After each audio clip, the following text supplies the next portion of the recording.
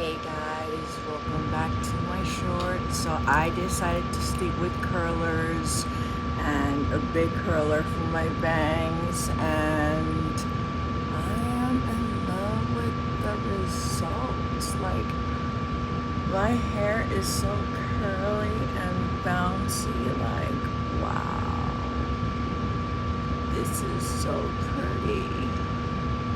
So let's see how long these curls will last throughout the days. So let's see. I didn't do this for my Dyson Airwrap.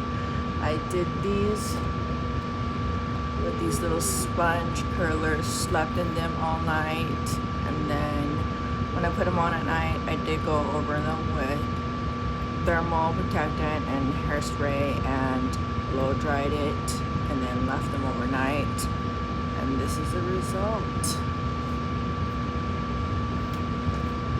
So I'm in love with my hair.